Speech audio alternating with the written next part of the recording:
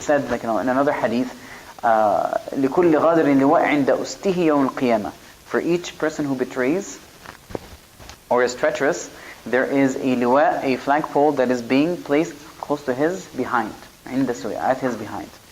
And as, like, every time the treachery is larger or the betrayal is larger, so is the flag. It becomes higher, right? So that he'll be exposed. So this is Allah subhanahu wa ta'ala is exposing those individuals for their true nature on the Day of Judgment. So they tend to have this behavior of being treacherous. Now the Prophet sallallahu alaihi wasallam had mentioned the most, like, the largest of betrayals. He said, "Alla wala ghadir a'zam ghadran min amirin 'amma." So there is no betrayal larger than the person who is in charge of the masses. For example, rulers.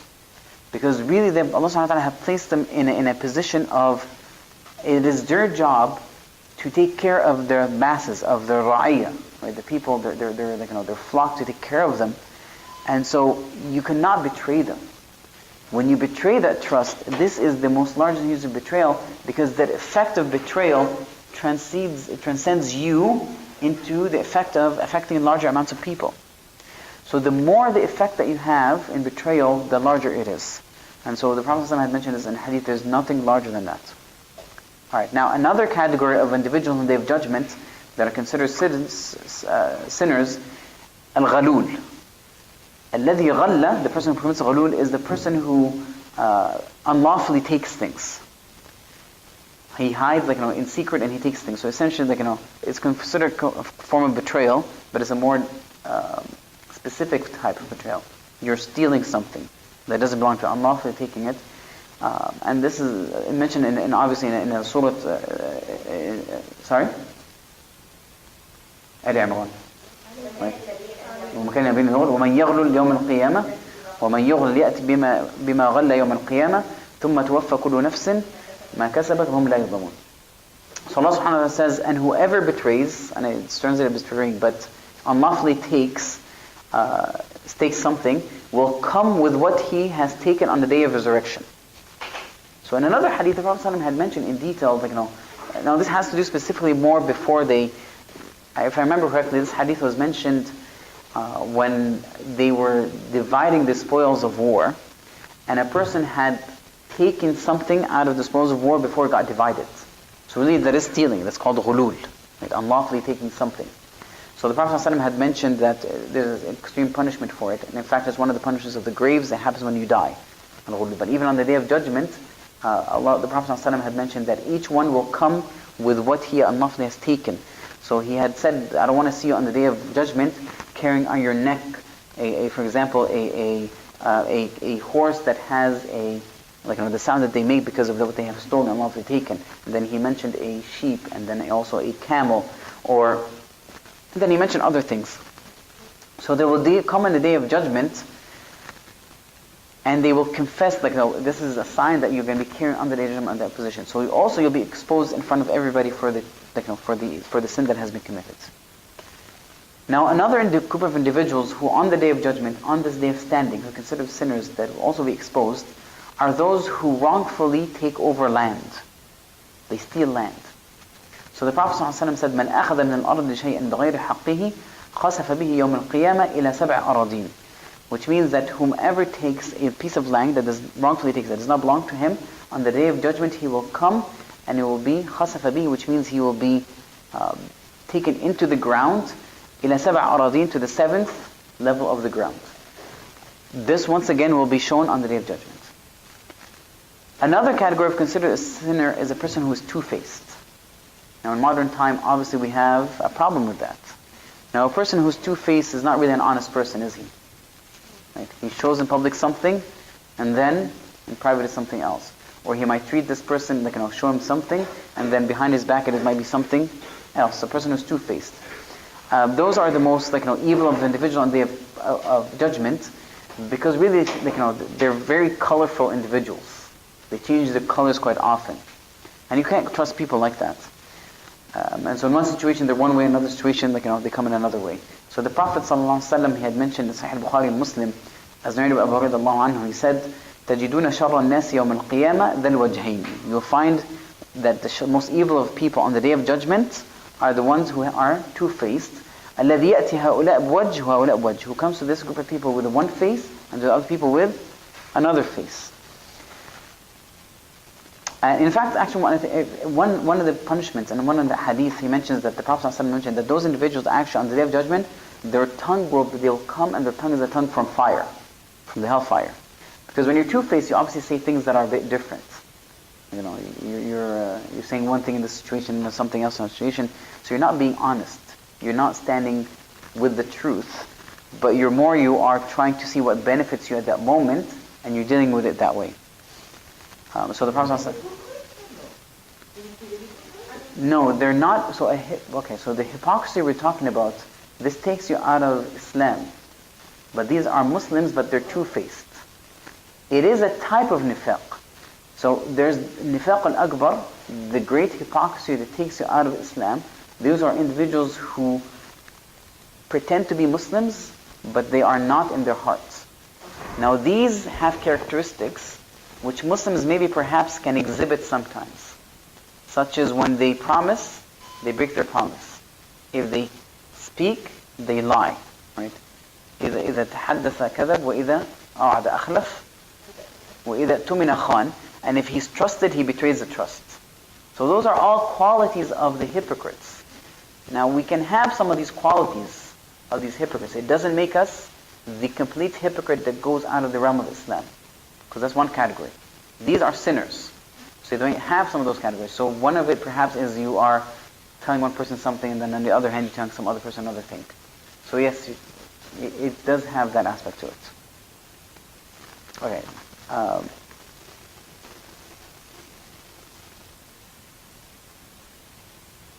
Alright, I'm going to mention only 3 more inshallah so we can move to the next category, which are the believers.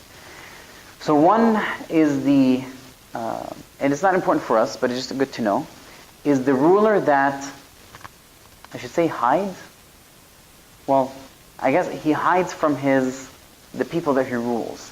Hides, yahtajib, which means does not go out to them, does not cater to their needs, does not see what they need. So a ruler who purposely stays away from the public sphere, and so he isolates himself, that is a person on the day of judgment, that Allah subhanahu wa ta'ala on the day of judgment, He will conceal Himself from him. Right? When you need the mercy of Allah subhanahu wa ta'ala, it will be concealed from you. So Allah subhanahu wa ta'ala said, the Prophet said in a hadith, and this is mentioned in Ibn Majah, in Abi Dawood, and inshallah it's authentic, the Prophet said, مَنْ وُلِيَ مِنْ أُمُورِ الْمُسْلِمِينَ شَيْئًا, who has ever been given a responsibility, from the Muslims, wilaya, which means a general responsibility. You're overseeing something for the public. فَاحْتَجَبَ دُونَ خُلَّتَهُم, so he isolated himself, he hid away from their needs, وَحَاجَتِهِم, like from their needs, وَفَقْرِهِم, and their poverty, وَفَاقَتِهِم, and their distress. احتجب الله عنه يوم القيامة دون خلته وحاجته وفقته وفقره. So Allah subhanahu wa ta'ala will reciprocate that from the day of judgment. Allah subhanahu wa ta'ala would not present this person with his needs at the time when he needs Allah subhanahu wa ta'ala. So this is one, because it's committed with sin. Because Allah subhanahu wa ta'ala places you in charge of something, you have to fulfill that role you've been placed in, or otherwise just leave it. Now, this role can vary in different situations, whether you are in charge of employees, or in charge of like a small institution, or even just in charge of your family as a household. It should be important that we cater to their needs and not isolate themselves from them. Wallahu a'lam. Now we're stretching this a little bit to the realm of the family, but inshallah hopefully it falls in the right position of understanding. Alright, now one other category of individuals who on the day of judgment who are considered sinners that might be punished or might have a different treatment when they're standing waiting for the judgment day to happen are those who ask for a financial need when they don't need. Because sometimes this is a bit of an issue. People don't need any financial help, but they ask for financial help. So the Prophet ﷺ said, مَنْ سَأَلَ وَلَهُ مَا يُغْنِي, whomever asks, begs from people, while he has what suffices him, جَاءَتْ مَسْأَلَةُ يَوْمَ الْقِيَامَةِ, on the day of judgment, that asking that he made will come on the day of judgment in the form of khudush, scratching on his face. خُدُوشًا وَخُمُوشًا أَوْ قُدُوحًا فِي وَجْهِ. scratches and injuries in his face, as markings that expose him on the Day of Judgment. قِيلَ يَا رَسُولَ اللَّهِ وَمَا يُغْنِي, O Messenger of Allah, what is it that suffices him, that he's considered that he's not in need, that he doesn't need to ask people for financial help? He said, خَمْسُونَ دِرْهَمًا أَوْ قِيمَتْهَا مِنَ الذَّهَبِ. He said 50 silver coins, خَمْسُونَ دِرْهَمًا from ذهب, خَمْسُونَ دِرْهَمًا, 50 silver coins, or what's equal to it in gold. So that's what suffices of it. But really, if you want to consider looking at, weighing it as in terms of a person who's considered a miskeen, or a person who is poor. So there's a difference between a miskeen, a faqir and miskeen. And they usually classify to say faqir is a person that cannot even find half his necessities. Okay? A miskeen can find more than half, but not all of his necessities. Now those two categories can ask for financial help, because they cannot suffice their needs. And obviously from one period to another, those type of needs might differ. Now I'm not saying they need to have meat every day and the best form of internet and cable and all these things. No, we're talking about the basic necessities and needs to be able to survive, which includes, yes, a place to live, clothing, food, drink. All these things are considered basic necessities. And yes, they do differ and change in prices from one time to another. And so as long as they fulfill their basic needs, they should not be asking for any financial help, because they're sufficed. Wallahu a'lam. They can borrow money, that is different. But to beg for money, this is different. Alright, and the other thing I'm going to mention quickly, so just two more categories, inshallah. One is those who spit in the direction of Qibla. Okay? Spitting in the direction of Qibla is not something that we should be doing. The Prophet ﷺ said, تُبْعَثُ النُّخَامَةِ فِي الْقِبْلَةِ يَوْمَ الْقِيَامَةِ وَهِيَ فِي وَجْهِ صَاحِبِهَا. On the Day of Judgment, the nukhama, which means the phlegm that you spit out, the Prophet ﷺ said, تُبْعَثُ النُّخَامَ يَوْمَ الْقِيَامَةِ تُبْعَثُ النُّخَامَ فِي الْقِبْلَةِ يَوْمَ الْقِيَامَةِ. So on the Day of Judgment, it will come, that phlegm that you spit in the direction of the Qibla will come on the face of the person who spit it. Because you need to respect the Qibla. And so you should not be spitting in its direction. In fact, the Prophet ﷺ used to get very upset when he would see a phlegm or a spit on the wall in the Qibla of the masjid, and he would go like this with his sleeve, and he would scratch it off the wall, right? And he would tell the companions, why would a person do such a thing, essentially. Alright, now the last one is a person who would lie about his dreams. Like he would say, I've seen a dream or a vision, and then he lies about it. The Prophet said, "Man tahallama bihilmin," tahallama, which means he, actively said that I dreamt a dream while he didn't. "Lam yarahu," that he did not see it. "Kullifa yawm al-qiyamah an ya'qida bayna sha'ratayn." He will be charged, asked to, on the Day of Judgment, to tie a knot between two hair strings. And the Prophet said, "Walan yaf'al." Okay. And then I'm going to mention this part of the next, this is also added to the hadith. And then he said, وَمَنِ اسْتَمَعَ إِلَى حَدِيثِ قَوْمٍ وَهُمْ لَهُ كَارِهُونَ. And whomever listens, to a group of people, and they hate that he's listening to them, they don't want him to listen, they hate, أَوْ يَفِرُونَ مِنْهُ, or they're running away and he just wants to kind of listen. صُبَّ فِي أُذُنَيْهِ الْآنَكَ يَوْمَ الْقِيَامَةِ. On the Day of Judgment, anak will be poured into his ears. Now, al-anak in Arabic is a rusas, which is lead. So lead will be poured into his ear. So obviously eavesdropping is wrong, right? Eavesdropping is wrong, should not be happening. I mean, you should not be kind of pushing yourself in the middle of a conversation where people don't want to hear what's going on. And I know sometimes we are very curious, we want to hear what's going on in conversations. Sometimes we might do this, but be careful, you shouldn't be doing it, because it might result in something we regret on the Day of Judgment. Alright, now what about the people who are pious on the Day of Judgment? May Allah subhanahu wa ta'ala make us from them. So this, once again, remember, we're at the category of, the judgment hasn't started yet.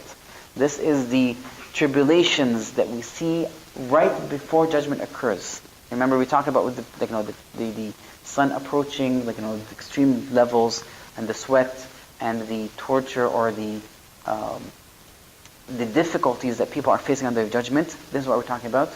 Now, the last group we're going to talk about today, inshallah, hopefully, inshallah, we'll have time to go into the judgment. We'll see how it goes. Those individuals are the pious. So those have a specific treatment on the Day of Judgment. Because Allah subhanahu wa ta'ala would not treat the people who obeyed Him completely on the Day of Judgment similar how He would treat the disobeyers and the sinners and the ones who did not believe.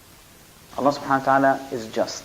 And so those who had feared Him on the Day of Judgment, in this world, He would not make them fear Him on the Day of Judgment. So Allah subhanahu wa ta'ala had mentioned this category. And so those category of His slaves, they will not fear that day when people are terrified.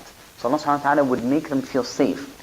And they're not saddened when people are saddened on the Day of Judgment, because they see the reality of all things, and maybe perhaps some of those things show up, and so they're saddened by what might happen. But these pious individuals who are the slaves of Allah do not feel that sadness. Those are the ones who believed in Allah subhanahu wa ta'ala, had performed the deeds, their obligations, stayed away from sins, and they acted upon obedience so that they will build and prepare for the hereafter. So Allah subhanahu wa ta'ala will keep them safe. And we're going to mention some of those categories, but generally this is mentioned in a verse in the Quran. Allah subhanahu wa ta'ala, this is Surah Al-Anbiya. Allah subhanahu wa ta'ala said, إِنَّ الَّذِينَ سَبَقَتْ لَهُم مِنَّ الْحُسْنَى أُولَئِكَ عَنْهَا مُبْعَدُونَ لَا يَسْمَعُونَ حَسِيسَهَا وَهُمْ فِي مَا اشْتَهَتْ أَنفُسُهُمْ خَالِدُونَ لَا يَحْزُنُهُمُ الْفَزَعُ الْأَكْبَرُ وَتَتَلَقَّاهُمُ الْمَلَائِكَةُ هَذَا يَوْمُكُمُ الَّذِي كُنْتُمْ تُوعَدُونَ. So the translation is, indeed those from whom the best reward has preceded from us, they are far removed. Far removed from what? The events that they see on the Day of Judgment. So they will not feel it. They will not hear its sound. لا يسمعون حسيسها. They don't even hear its sound. While they are in which their souls desire, abiding eternally. وهم فيما اشتهت أنفسهم خالدون. They will not be grieved by the greatest of terrors, which happens on the Day of Judgment, and the angels will meet them saying, this is your day that you have been promised. Allah subhanahu wa ta'ala mentioned another verse, يَا عِبَادِ لَا خَوْفٌ عَلَيْكُمُ الْيَوْمَ وَلَا أَنْتُمْ تَحْزَنُونَ. O my slaves, لَا خَوْفٌ عَلَيْكُمْ, there's no fear upon you. الْيَوْمَ, today, وَلَا أَنْتُمْ تَحْزَنُونَ, and you will not be grieving, you will not be sad. الَّذِينَ آمَنُوا بِآيَاتِنَا وَكَانُوا Muslimin, those who had believed in our signs and revelations, and they were submitting, they were Muslims. So those are specific categories Allah subhanahu wa ta'ala had mentioned. Now in the hadith Qudsi, the Prophet ﷺ had mentioned, yes. So the first verse I mentioned, or the second? So Al-Anbiya, it was, I don't know. But it's towards the end, in the hundreds. Towards the end. The other one, يَعْبَدْ لَا خَوْفٌ عَلَيْهِمْ وَلَا هُمْ يَحْزَنُونَ, that is from Al-Zukhruf. So the Prophet ﷺ, he had mentioned in a hadith that Allah subhanahu wa ta'ala said, وَعِزَّتِي وَجَلَالِي لَا أَجْمَعُ لَعَبْدِ أَمْنَيْنِ وَلَا خَوْفَيْنِ. Right? By my izzah and my jalal, I will not combine from my slave two safehoods and two fears. Feeling two safeties and two fears. So he said, subhanahu wa ta'ala, إِنْ هُوَ أَمِنَنِي فِي الدُّنْيَا أَخَفْتَهُ يَوْمَ أَجْمَعَ فِيهِ عِبَادِي. If he feels safe from me in this world, on the Day of Judgment, I'll make him feel fear. Because this is referring to those who, they feel safe from Allah subhanahu wa ta'ala that He would not punish them. And so they sin. They say, Allahu Ghafur Rahim, and they continue in their sinning. So they did not fear Allah subhanahu wa ta'ala. They felt safe. And so Allah subhanahu wa ta'ala on the Day of Judgment, He will make them feel the fear. And then He said, وَإِنْ خَافَنِي فِي الدُّنْيَا أَمِنْتَهُ يَوْمَ الْقِيَامَةِ. And if he feared me in this world, I will give him safety in the hereafter. So it's the opposite. Okay? So that's why He said, I will not combine two safeties and two fears. If he fears me in this world, I will give him safety in the hereafter. If he feels safe in this world, I'll make him fear in the hereafter. Now, if you want to break those big down, then those who are feeling safe from Allah subhanahu wa ta'ala, they will not feel the hardships on the Day of Judgment. Those come in different categories. So among those, for example, are those that are going to be underneath the shade of the throne of Allah subhanahu wa ta'ala. Is that right? And so who are these people? The 7 groups of individuals. And so they are Al-Hakim al-Adl, a just ruler. Okay, now why is he underneath the shade of Allah subhanahu wa ta'ala? Because he has power, right? And power can put you in a state of intoxication. Now we feel this, by the way, any person who ever is in a state of power, quite often sometimes they abuse it. because they can, and nobody will say anything. And it's very hard sometimes to hold yourself back from it. And so this is rewarded, because when you have that immense power, especially when you talk about a ruler, everything's underneath your disposal, nobody will say anything. Like you got the armies, you got the soldiers, you got the wealth, and so we can easily become a tyrant. You know when they say absolute power corrupts absolutely? So you easily become a tyrant. And so an individual who refrains from that and feared Allah subhanahu wa ta'ala and was just a just ruler and did not use that in a form of a tyrant way or means, then Allah subhanahu wa ta'ala would reward him by placing him underneath the shade of his throne at a time where the sun is close to everybody, when there's immense heat and people are suffering. No, this individual will be underneath the shade of the throne of Allah subhanahu wa ta'ala. Alright, the second category is what? A person whose heart is attached to the masjid. Good. They inhabit the masjid. يَعْمُرُونَ الْمَسَاجِدِ. Right? So it's filled with them because they find contentment in it, closest to Allah subhanahu wa ta'ala, their spirituality. Every time they leave, they desire to come back again because their heart is in the masjid. May Allah subhanahu wa ta'ala make us among them. And so it's important for us to try, obviously I'm talking to myself before everybody else, but we should always try to fight the laziness that we get sometimes from not wanting to attend the masjid. Right? Try to remind ourselves of these things.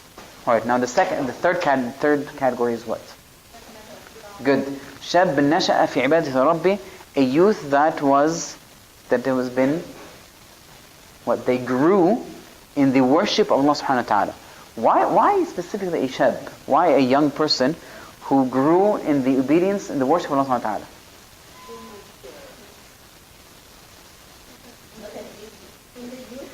Okay, why is it not easy?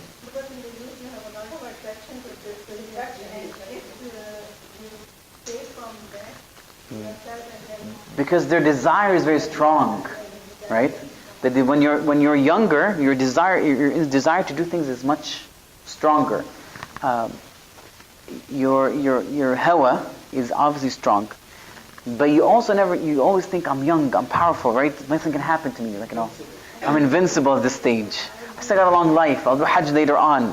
Okay, those are deceptions. So a person who actually binds this and controls it is very, very difficult. So Allah subhanahu wa ta'ala rewards him rewards that individual, whether male or female, by placing them underneath the shade of the throne of Allah subhanahu wa ta'ala. Because this is an age of, you want to break free from everything. Right? You don't want control, you don't want to tell anything, you want to establish yourself, prove yourself, you want to go out, you want to be with your friends, you're very, selfish. That's the way I can describe it. You're very egocentric at that age. And this is a normal thing that we go through. Okay? It passes. But this was why when a person at that age, they have taqwa and they bind themselves and control themselves by obedience of Allah subhanahu wa ta'ala, Allah subhanahu wa ta'ala would reward them to make them underneath the shade of His throne in the Day of Judgment. So how many so far that is? Is that 4? 3 or 4? We said Imam Adil, شاب نشأ في طاعة الله, قلبه معلق بالمساجد. You're right. Well, the fourth one is? Good. Not another person. Good. Specifically, a man that was called by a female that is ذات مال وجمال, right? That has wealth and beauty, that she calls him to commit fornication, and he says, "No, I fear Allah." Okay. Why specifically a male?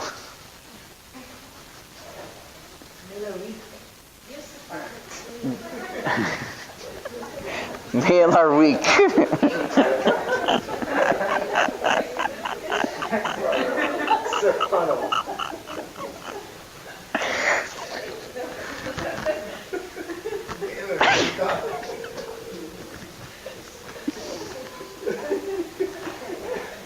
The sad thing is, there's a hint of truth to this.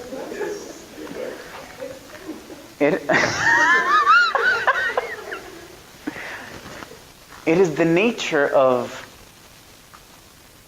I should say, normal females, okay? That it's nature for them to be more protective of themselves, okay? As opposed to males, they're not extremely protective, they're more pushing, okay?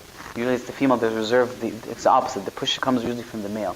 However, now what's happening is now the opposite. A woman that is of beauty and status, which means that if you refuse, sometimes harm can be done to you.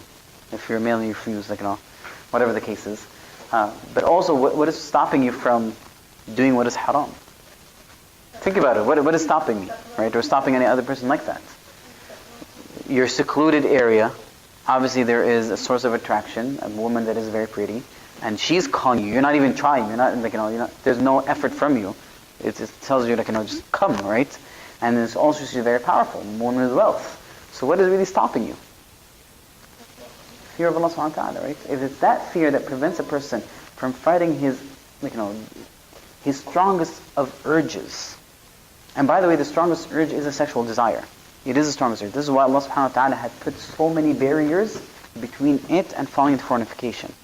This is why, for example, hijab has been established. This is why physical touch between genders is not allowed. This is why seclusion between them is not allowed. This is why even speech, the way we talk to each other, is regulated. Right? Allah subhanahu wa ta'ala had ordered the females, وَلَا تَخْضَعْنَا بِالْقَوْلِ, right?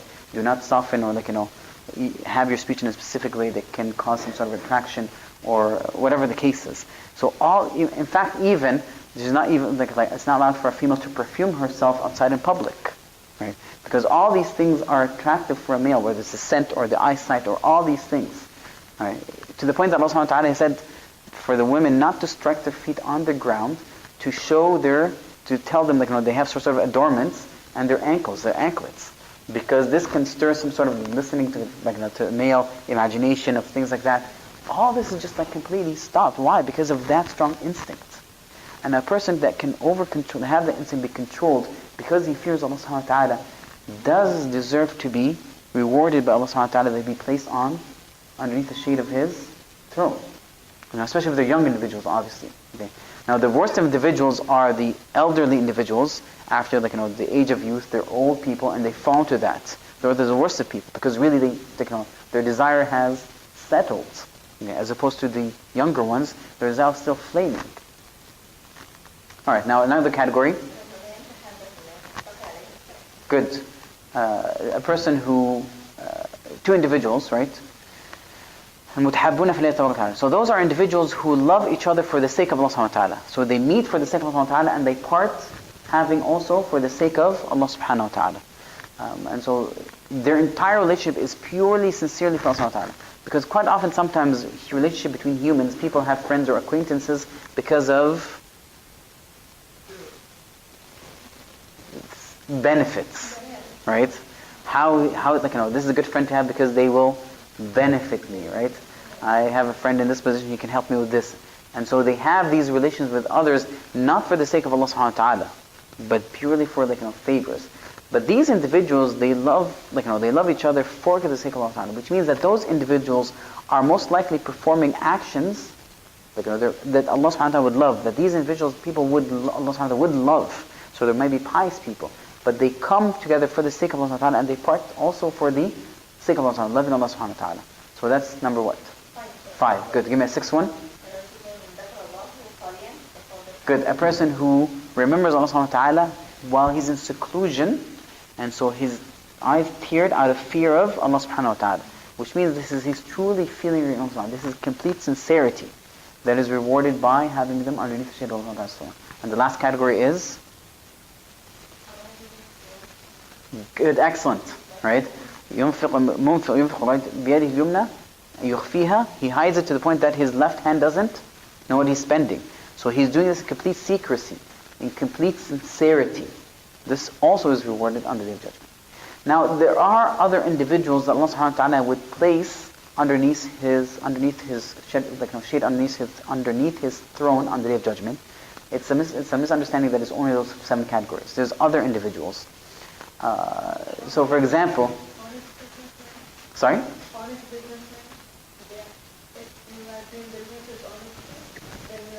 That Allah subhanahu wa ta'ala will give barakah to you. But I can't remember if there's any hadith that has to do with them in the church. But there are other categories, generally speaking, that Allah subhanahu wa ta'ala would shade them.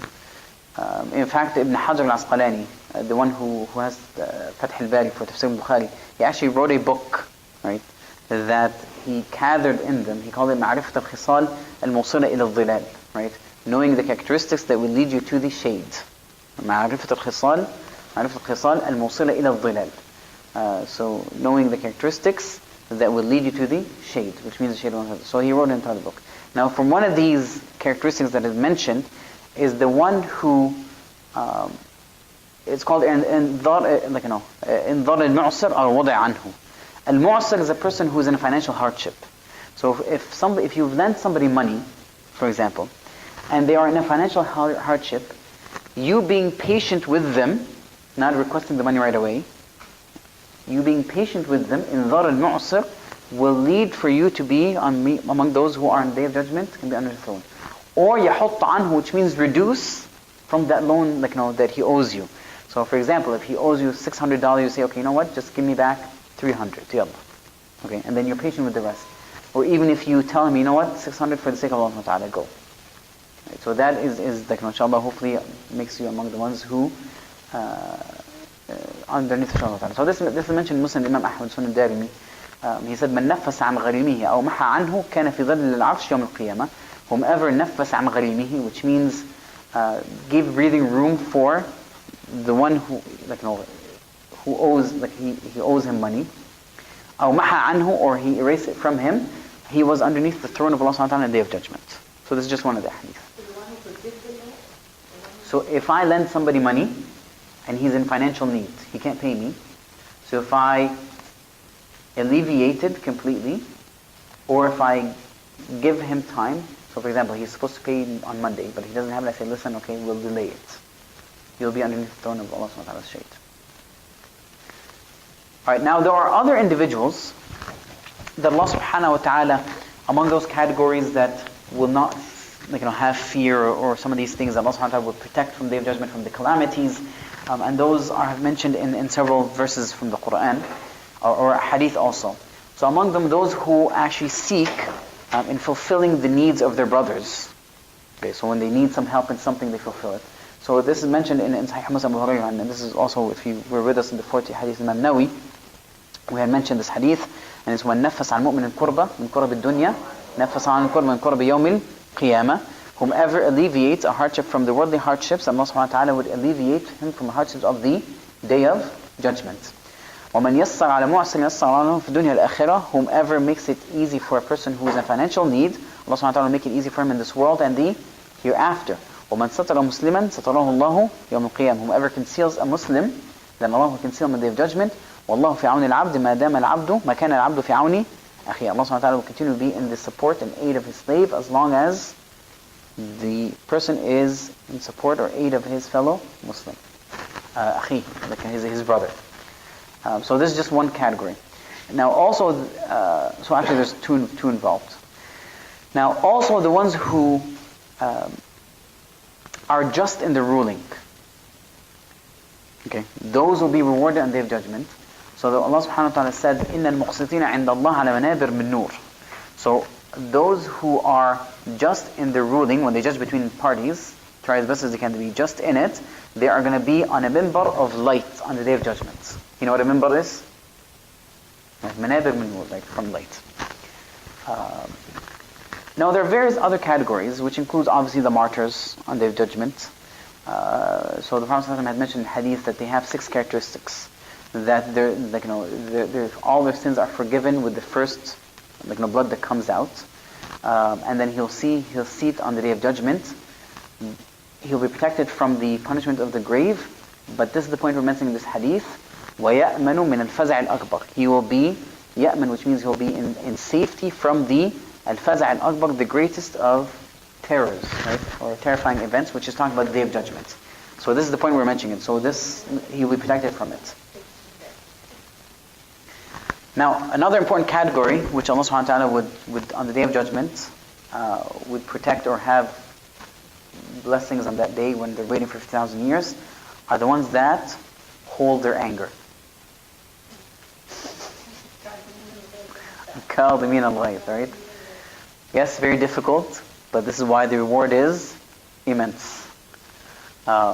Especially when we know that in our daily lives, we interact with individuals who might do a lot of things that are unnecessary, purposely get on your nerves, whether it's at work or at home, whatever the case is, people who hold their anger, and then the Prophet ﷺ had mentioned those are the strong people.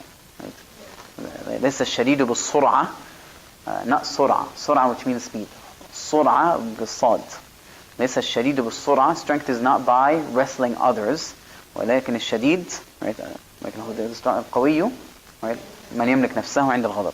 The strong one who is able to withhold himself at the time of anger. Okay. This is a hadith. But in the Quran, Allah subhanahu wa ta'ala said, وَسَارِعُ إِلَى مَغْفِرَةٍ مِنْ رَبِّكُمْ وَجَنَّةٍ عَرْضُهَا كَالسَّمَاوَاتُ وَالْأَرْضُ أُعِدَّتْ لِلْمُتَّقِينَ الَّذِينَ يُنْفِقُونَ فِي السَّرَّاءِ وَالضَّرَّاءِ وَالْكَاظِمِينَ الْغَيْظَ وَالْعَافِينَ عَنِ النَّاسِ. So Allah subhanahu wa ta'ala said, hasten to وَسَارِعُ إِلَى جَنَّةٍ وَسَارِعُ إِلَى مَغْفِرَةٍ وَجَنَّةٍ عَرْضُهَا وَسَارِعُ إِلَى مَغْفِرَةٍ مِنْ رَبِّكُمْ. And so hasten to a forgiveness from your Lord. وَجَنَّةٍ عَرْضُهَا السَّمَوَاتِ وَالْأَرْضِ. And a Jannah that is as, it's vast, as wideness as all the heavens and the earths, that is prepared for the muttaqeen. And then Allah subhanahu wa ta'ala describes them. What are they? The muttaqeen. الَّذِينَ يُنْفِقُونَ, who spend in the times of ease and hardship. فُنَ فِي السَّرَّاءِ وَالضَّرَّاءِ. And they withhold their anger, and they forgive individuals. وَالْعَافِينَ عَنِ النَّاسِ.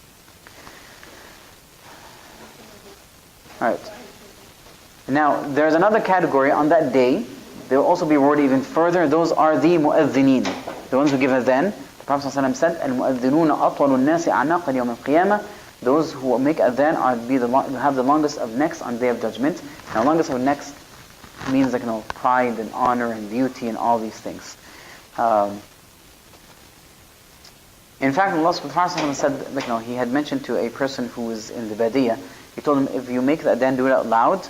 It will witness everything that hears you around it, from a hajar, whether it's stone or whatever the case hears you, will witness on the Day of Judgment. They've made that adhan.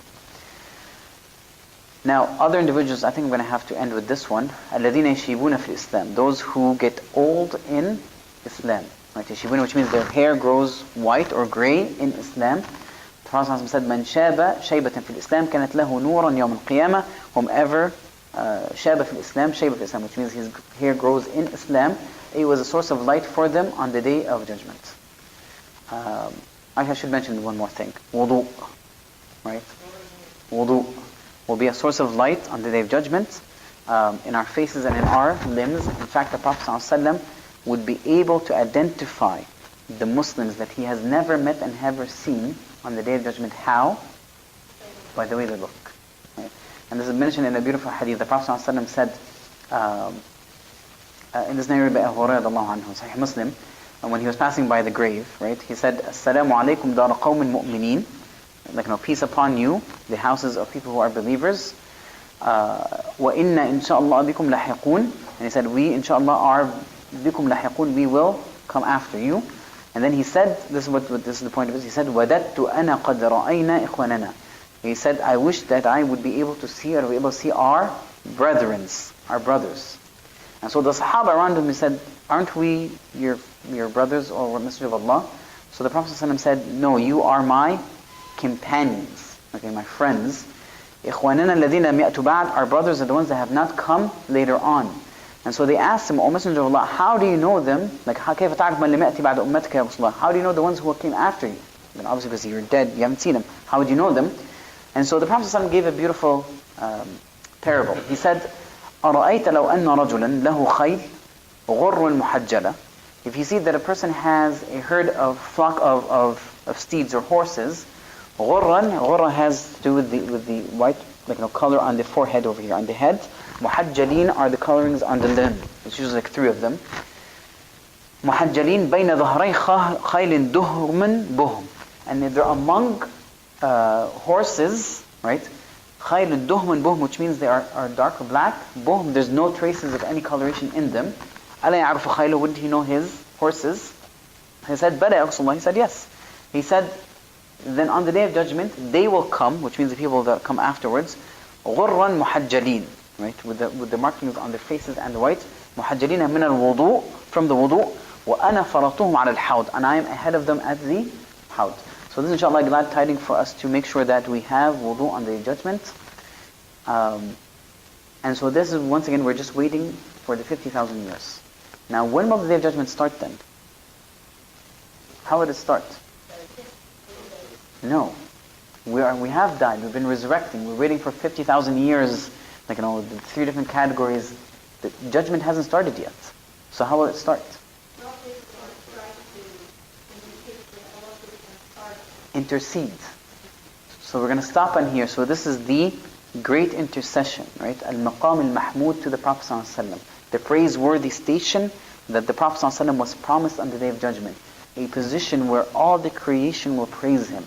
All the beginning creations and the end of creations. And this is an honor given to the Prophet ﷺ. Because at that day, because of the need and how much hardship is being faced, the people will go from one messenger. They'll start from Adam. They'll say, Adam, you are the first of creation. Intercede on behalf to allow the Day of Judgment to start. These are the disbelievers. They're asking for the Day of Judgment to start. All humanity. And you'll say, no, not me. I can't do it. Go to Nuh, the first of messengers. They'll go to Nuh alayhi salam. You'll say, not me. I can't do it. Go to Ibrahim. And they go from Ibrahim to Musa, to Isa, to the Prophet sallallahu alayhi wasallam. And the Prophet sallallahu alayhi wasallam will say, Ana laha, I'm for it, I'm for it. Right? And so he tells us in the hadith, he says, فَأَذْكُرُ اللَّهَ بِمُحَامِدَ لَا أَعْلَمْهَا يُعَلِّمُهَا لِي لَمْ يَحْمَدْ. I'll praise Allah subhanahu wa ta'ala in ways that nobody ever praised him. Praising that I do not know, Allah will teach me at that time. And I'll prostrate and praise Allah subhanahu wa ta'ala, and he says, Ya Muhammad, irfa' ra'sak. Right? وَاسْأَلْ تُعْطَ. No, there's one before that. Speak and you be heard. Right? Essentially, he will say, speak and you'll be heard. وَاسْأَلْ تُعْطَ, ask and you'll be given. وَاشْفَعْ تُشَفَّعْ. Right? And have intercession and you'll be given that intercession. And so he will be asked, the Prophet will ask for the Day of Judgment to happen. Now the Prophet ﷺ, this is not the only intercession he will have. There are multiple intercessions that will be given as a blessing to the Prophet ﷺ, that the Prophet ﷺ said, I have saved these for my ummah. He said that every prophet had a wish that will be given for, and each prophet had hastened that dua to be accepted in this world, but I have saved it for my ummah for the Day of Judgment. And this is from the mercy of the Prophet ﷺ, that he has saved it for us. So this is other shafa'at, other intercession. I ask Allah subhanahu wa ta'ala to make us among the ones who the intercession of the Prophet ﷺ is accepted for us, and this will pick up inshaAllah. So this is when the heavens will be brought, the Jahannam will be brought, and now we're going to go through the scales. Inshallah, I think the next session will be going through that, right? And then the following one, the last session will be a description of the hellfire and Jannah, inshallah. So, estimating, inshallah, 2 more classes. جزاكم الله خير. سبحانك اللهم وبحمدك أشهد أن لا إله إلا أنت أستغفرك وأتوب إليك.